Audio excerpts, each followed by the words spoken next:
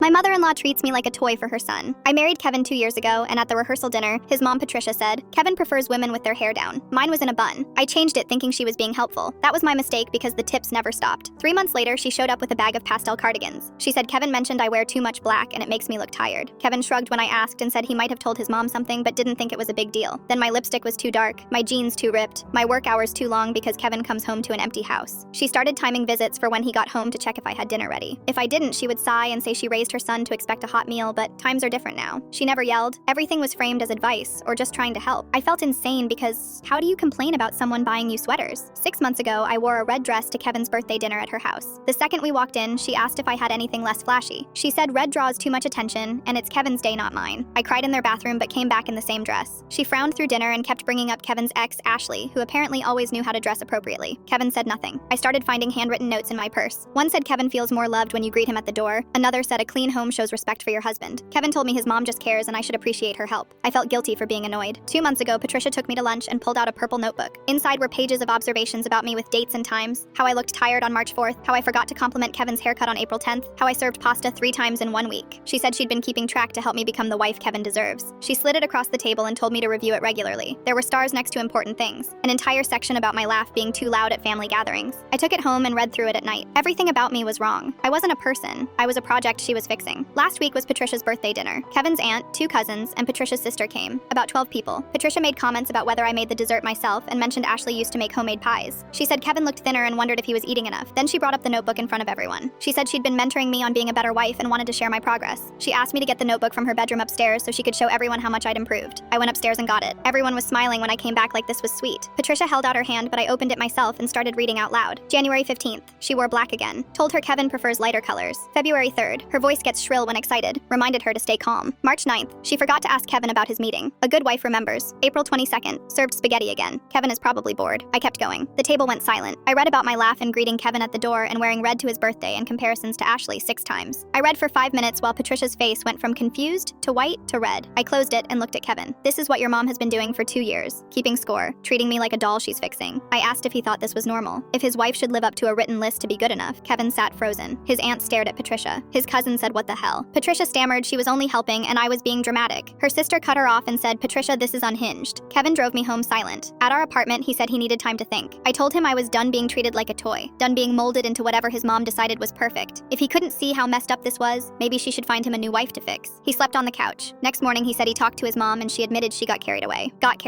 Like she accidentally tracked my flaws for 2 years. He said she promised to back off. I said we needed marriage counseling or I was staying at my friend's place. We start counseling next week. Patricia hasn't called since the dinner.